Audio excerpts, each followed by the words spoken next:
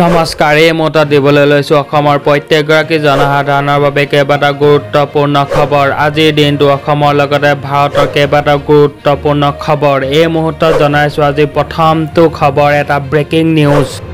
অসমৰ মুখ্যমন্ত্ৰীয়ে গণতন্ত্ৰক কবৰ দিছে। হাজাৰ হাজাৰ মুছলমানে কপালে ৰাজপথ।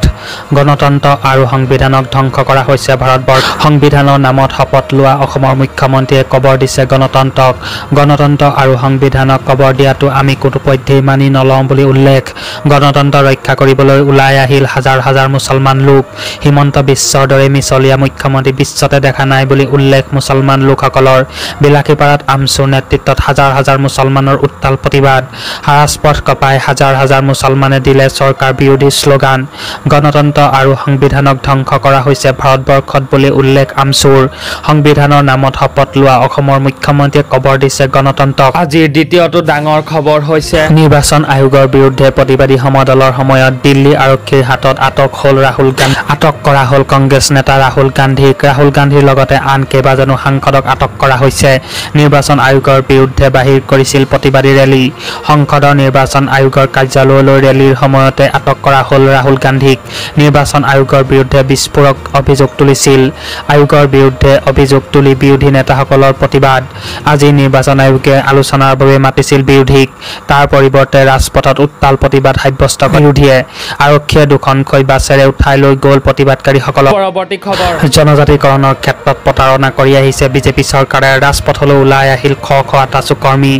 জনজাতিকৰণৰ ক্ষেত্ৰত প্ৰতাৰণা কৰি আহিছে বিজেপি চৰকাৰে। জনজাতিকৰণৰ দাবী নামানিলে নিৰ্বাচনত বিজেপিয়ে পাব উচিত প্ৰত্যুত্তৰ। শীঘ্ৰে টাই আহোমসহ 6 জনগোষ্ঠীক জনগোষ্ঠীকৰণৰ মৰ্যাদা দিয়ক চৰকাৰে। ধৰ্মীয় মেৰপেচেৰে উচ্ছেদ অভিযানক সীমাবদ্ধ নকৰিবলৈ চৰকাৰক সকিয়নি দিছে। চৰকাৰৰ বিৰুদ্ধে ৰাজপথলৈ ওলাই আহিল শ শ আটাচু কৰ্মী।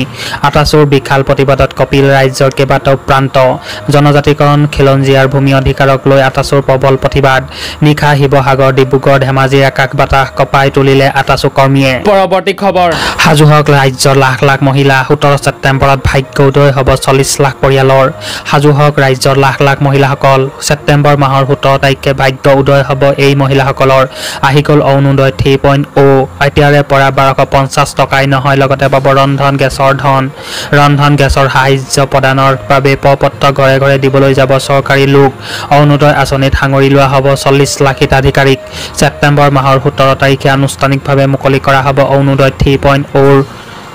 40 লাখ পৰিয়ালে লাভ কৰিব এই সুবিধা। অৰুণোদয় পৰিয়াললৈ LPGৰ সাহায্য আগবঢ়াব চৰকাৰে। LPG কিনিলে 250 টকাকৈ ৰাজ সাহায্য দিব চৰকাৰে। 40 লাখ পৰিয়ালক সামৰি লৈ লোৱা এয়াই হৈছে প্ৰথম আঁচনি। পৰৱৰ্তী খবৰ আকৌ ভাৰত আৰু পাকিস্তানৰ মাজত হ'ব যুদ্ধ। আৰৱ সাগৰত ভাৰত আৰু পাকিস্তানৰ একে সময়তে হ'ব মুখামুখি।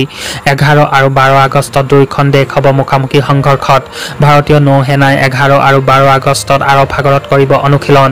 পাকিস্তানৰ নৌসেনায়ো নিজৰ জলসীমাত অনুশীলনৰ বাবে জাৰি কৰিছে জাননী। অনুশীলনৰ পূৰ্বে ভাৰতৰ পূৰ্ণ প্ৰস্তুতি সম্পূৰ্ণ হৈছে। ভাৰতে সাজু কৰিছে শক্তিশালী যুদ্ধ জাহাজ। দুয়োখন দেশেই প্ৰদৰ্শন কৰিব শক্তি প্ৰদৰ্শন।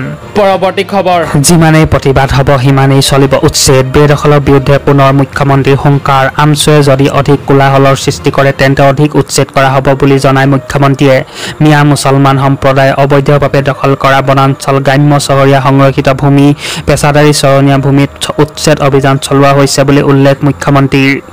সংখ্যালঘু প্ৰধান অঞ্চলত উচ্ছেদ নহয়, বনাঞ্চল বা সংৰক্ষিত ভূমি বেদখল কৰা মিয়া মুছলমানৰ বিৰুদ্ধে উচ্ছেদ হৈছে বুলি মন্তব্য প্ৰকাশ মুখ্যমন্ত্ৰী হিমন্ত বিশ্ব শৰ্মা। পৰৱৰ্তী খবৰ গড় চিকাৰৰ বিৰুদ্ধে চলোৱা অভিযানত অসমত গ্ৰেপ্তাৰ হৈছে 40 গৰাকীকৈ লোকৰ।